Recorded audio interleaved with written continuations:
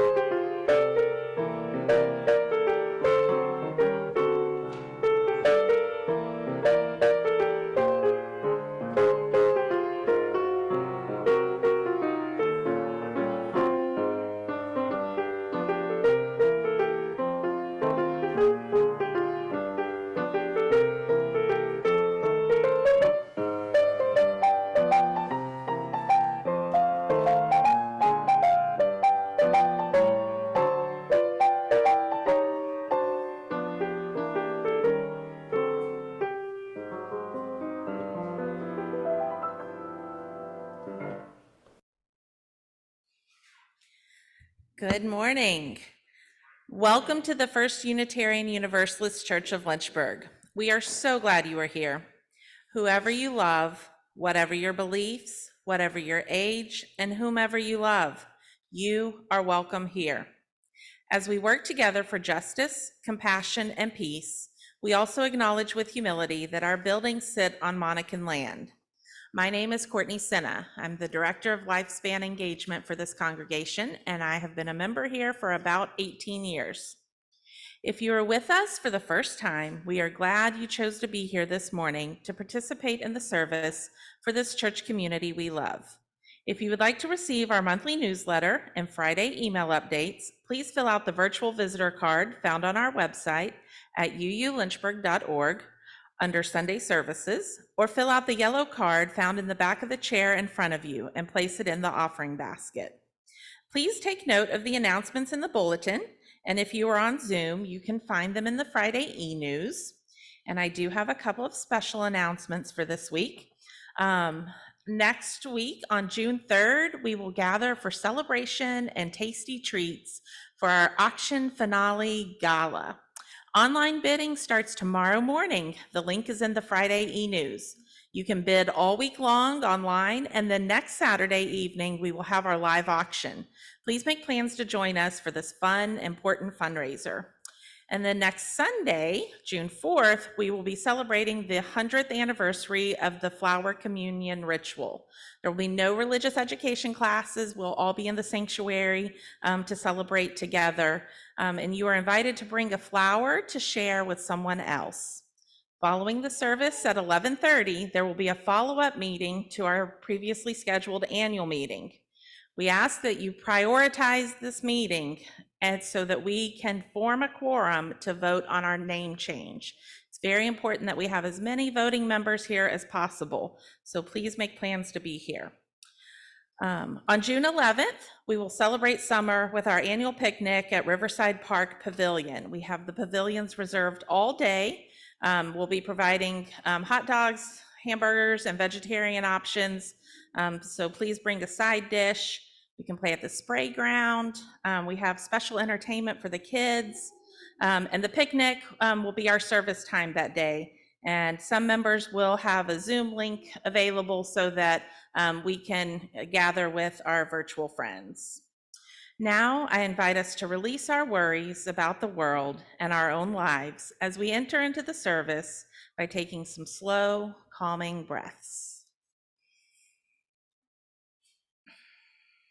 And now I ask you to join with me in lighting the chalice by saying the words, "May the light we now kindle inspire us to use our powers to heal and not harm, to judge and not to hinder, to bless and not to curse, to serve you, O Spirit of life."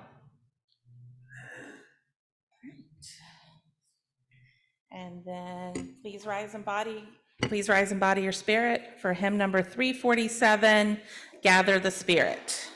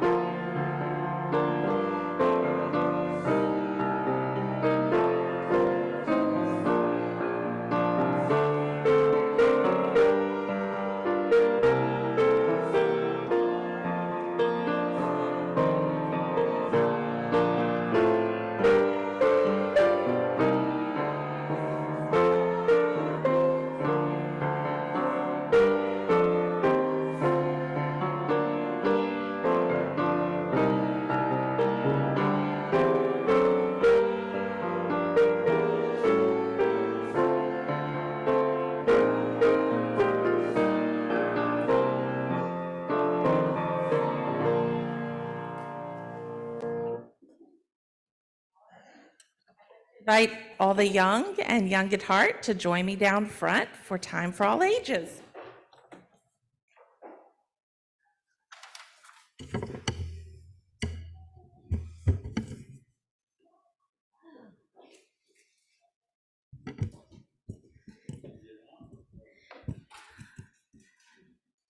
Good morning, everyone. So glad to see you. All right. So I have a book here today called We Are Better Together. And the author is Bill McKibben, and the illustrator is Stevie Lewis.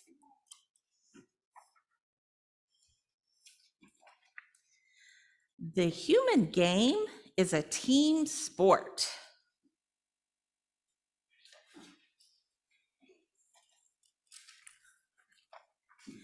It took a band, a clan, a community to raise humans to adulthood. We hunted together in groups. With our complex language, we're able to keep track of one another.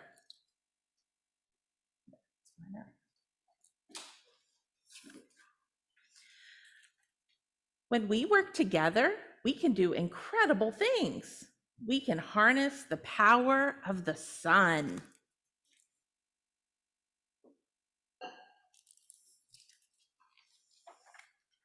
We can reforest the land. We can help lost sea turtles find their way to the ocean.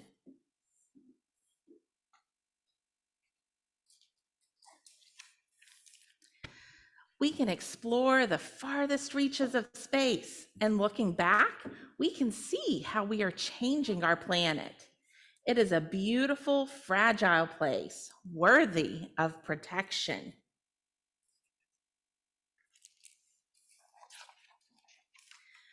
We can accept with grace that each of us has a moment and a place, that our humanness is important.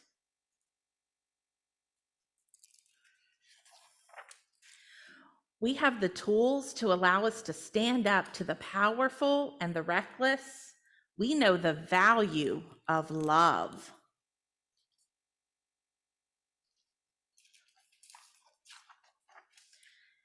It's love that works to feed the hungry. It's love that comes together in defense of sea turtles and sea ice and all else around us that is good. Yeah. It's love that lets each of us see we're not the most important thing on earth, and that makes us okay with that. It's love that welcomes us imperfectly into the world.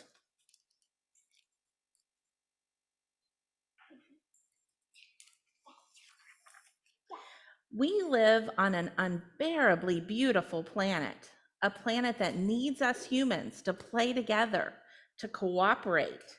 We're capable of acting together to do remarkable things.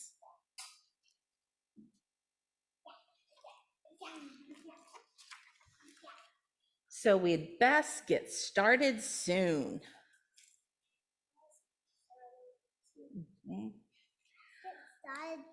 So this month in religious education, we've been talking about creativity, right?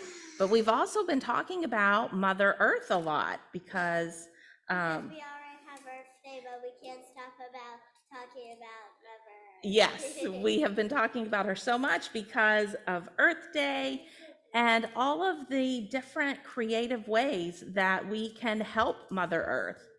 So what are some ways that we can help take care of our beautiful planet that are maybe some creative ways? What are some different things that you can try? It's not called Mother Earth? Yeah, you don't like that name. That's okay. Cece, can you think of any ways that we can creatively help take care of the planet? Picking up trash and maybe planting trees and grass. Yeah, planting trees and grass and picking up trash. One thing I liked is when we took some of our trash and our recyclables and we turned them into something new in our classes, right? We made art with them. Yeah. can make from something, only if we can't use them. Yeah, what are some things we can make with stuff instead of throwing it away?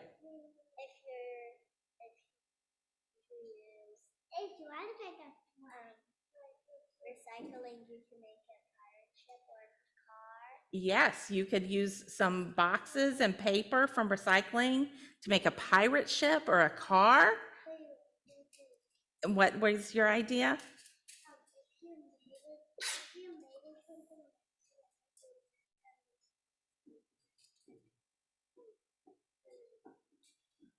Hey, do you know neither is like Just a minute, Leah's talking. And make it into something new. Yeah, that's a really good idea. Cece, did you have something? My mom and me are starting a recycling bin, That's a really good idea to start a recycling bin. and we recycle Gatorade, food newspapers, and some bags, like food bags. Yeah, that's a really good idea, Cece. Beth? It's even better to do Yes, that is a good creative thought. Yes, so some of us do composting so that we're, composting. yeah, so that we're reusing the food that we don't eat. I know. Okay, I eat apples. apples, yes. I eat apples. The apples are so yummy. If you get flowers, you can always return them back to the mother. Yes, that is true. All right, so today in our classes, we're going to be learning about the creativity of being original, being our individual selves. And I think we'll be using music and art to explore that. So I'm going to invite Beth and Lucas to be our chalice lighters today. Yes. All right.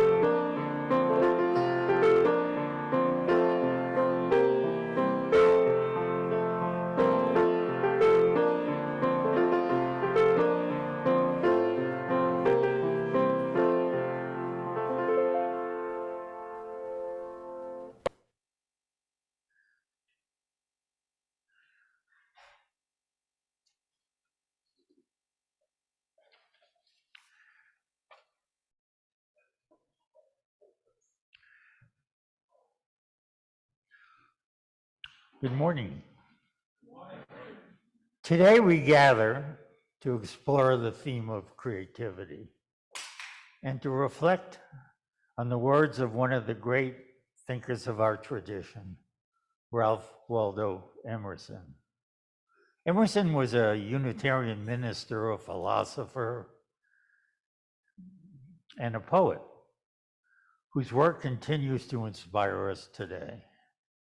His words remind us that creativity is not only a talent or a skill, but a way of being in the world, a way of seeing and understanding the world around us. Emerson wrote, "Every artist was first an amateur." This is a reminder that we all have the potential to be creative, whether we consider ourselves artists or not. We can cultivate our creativity by allowing ourselves to explore new ideas, to take risks, and to challenge our assumptions. We can first find inspiration in the world around us, in nature, in art, in music, in literature, and in the people we encounter. Emerson also wrote, "To be yourself in a world that is constantly trying to make you something else is the greatest accomplishment."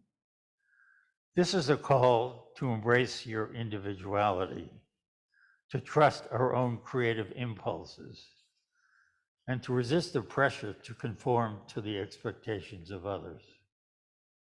When we allow ourselves to be true to our own unique vision and voice, we can create something that is truly original and meaningless. Emerson believed that creativity was not just a personal pursuit, but a social one as well. A social one as well. He wrote, "The creation of 1,000 forests is in one acorn." This is a reminder that our individual creative efforts can have a ripple effect, inspiring others and contributing to the larger community. When we share our creative gifts with others, we can create a culture of creativity that nourishes and sustains us all. Finally, Emerson wrote, "What lies behind us and what lies before us are tiny matters compared to what lies within us." This is a reminder that creativity comes from within, from the depths of our own being. It is a reflection of our own unique perspective, our own hopes, our own dreams, our own struggles and triumphs. When we tap into our own inner creativity, we can connect with something greater than ourselves, something that gives our lives purpose and meaning. So let us embrace our creativity as individuals and as a community. Let us find inspiration in the world around us, and let us trust our own creative impulses. Let us share our creative gifts with others, and let us create a culture of creativity that nourishes and sustains us all. And let us remember the words of Ralph Waldo Emerson, who reminds us that creativity is not just a talent or a skill, but a way of being in the world, a way of seeing and understanding the world around us.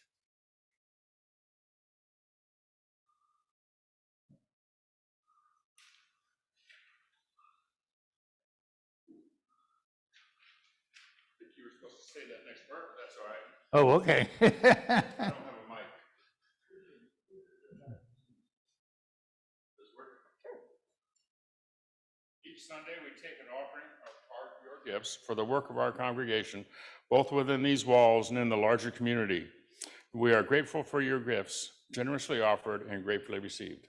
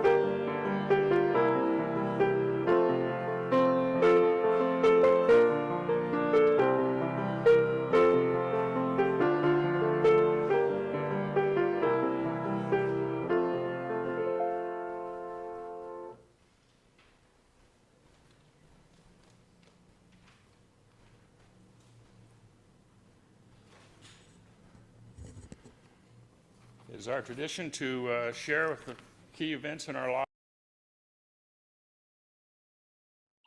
Here is one approach set forth by Catherine May. Catherine is a British author who wrote the best-selling memoir, Wintering, about a fallow and difficult period in her life, which had occurred during the height of the pandemic. She was bored, restless, burned out.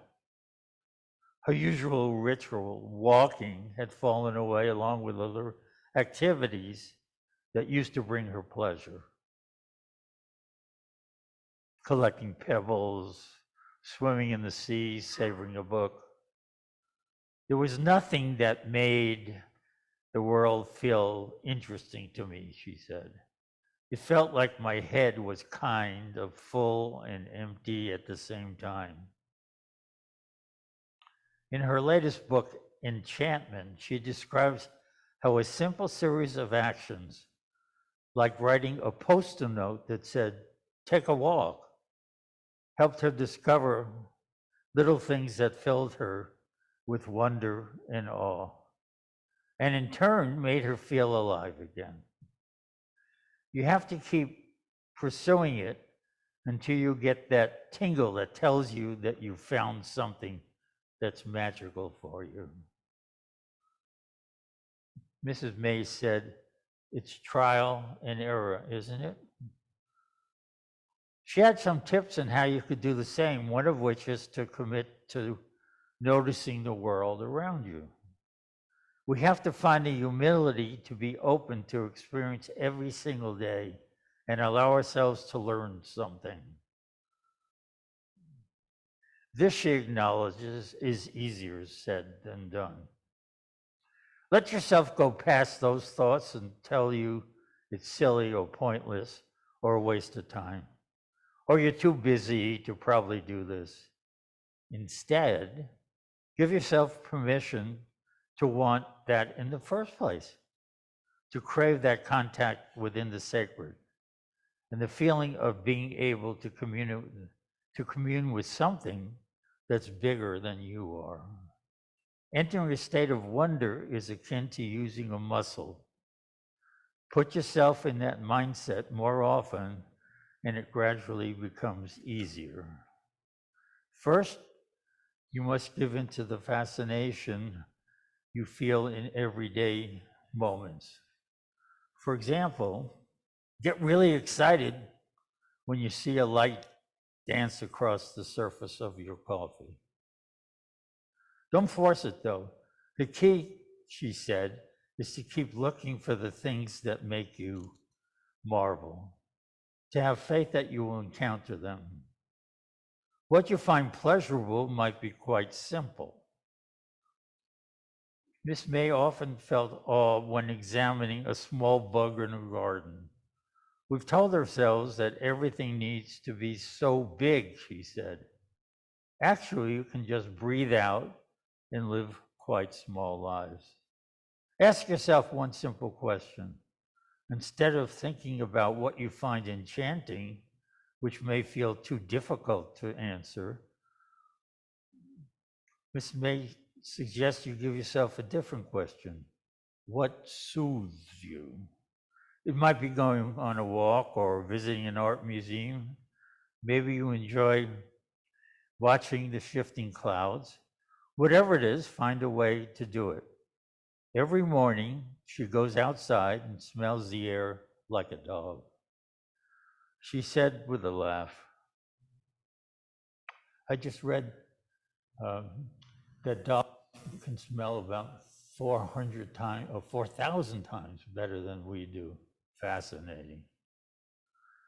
For some people, that soothing moment might be found in a place of worship or while staring at the moon.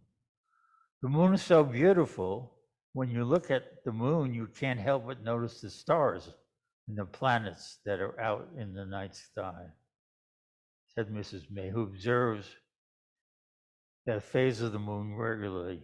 It's just a lovely, lovely thing to do every day, and it's so easy. Contemplate and reflect in your own way. If you want to spend more time in personal reflections, and you are concerned about doing it the right way, set aside that concern. When Mrs. May was learning to meditate, for instance, she aimed to do it twice a day for 20 minutes, but not before or after sleep, and never after a meal. Then she became a mother, and finding the time to meditate became more difficult. You come to a point in your life when you think, this is just simply impossible, she said. For a long time, I thought, I've failed. Obviously, I should be able to do this. Eventually, she had a realization. The problem wasn't that she tried hard enough. It was that those rules weren't made for her. They had been created by someone who had never walked in her shoes. Now she meditates in a different way. Sometimes she does it for 5 minutes in the middle of the night or when walking through the woods. For me, it's never been about clearing my mind, she said. It's about undertaking the kind of slower work of processing all those things that are itching at the back of your brain. Do it because it feels good. People tend to think that seeking pleasure for pleasure's sake is somehow naive. In other words, we're more likely to assign worth to things that are considered practical and efficient. But you don't need a set of data or other compelling reasons to do something that brings you joy. For example, one of her hobbies is cold water swimming. Cold water swimming. She doesn't do it to burn calories, rather it's for the sheer pleasure of being in that incredible space. Not to mention how sensual it is and the amazing happy hormones it releases.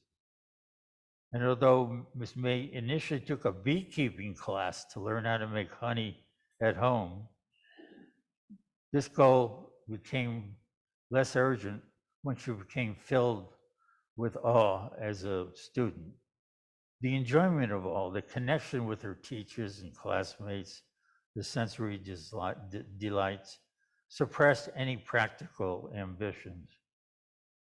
I want to take it slowly, to absorb my lessons through the skin and the ears, to sometimes get stung, she wrote of the experience. And she described the one she found in the class.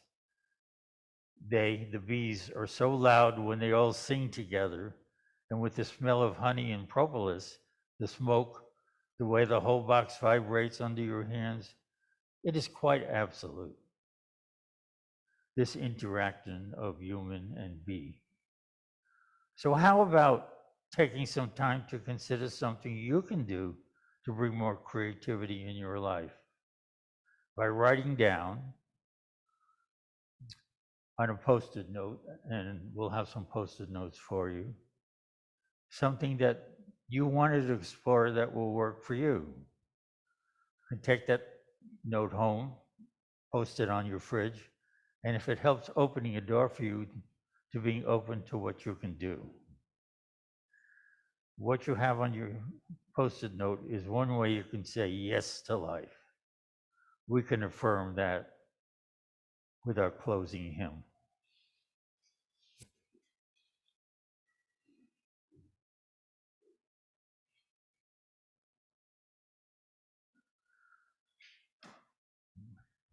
That's number 6. Please rise and body your spirit. Join us in singing hymn number 6, Just as Long as I Have Breath.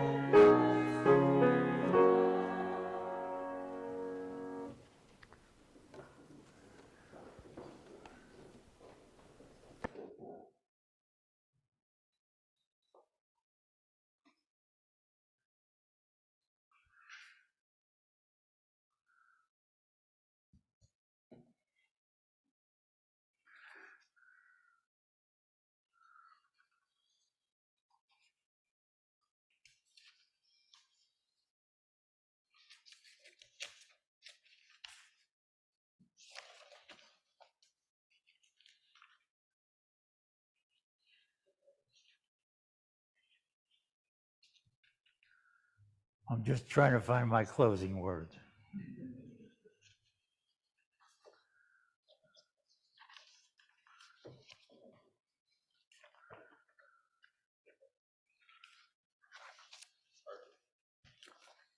You can use these. Thank you.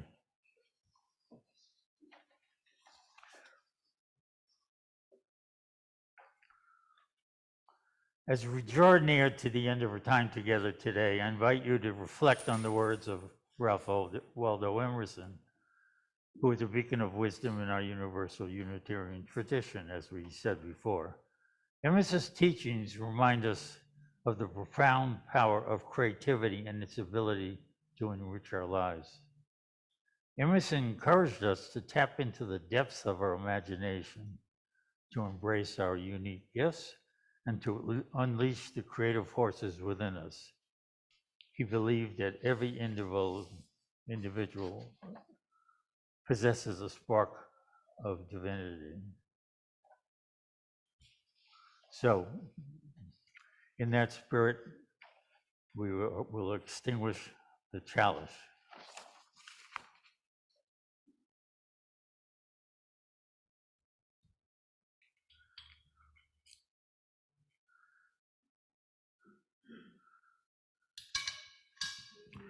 We extinguish the flame, but not the light of truth, the warmth of community, or the fire of commitment. These we carry in our hearts until we are together again.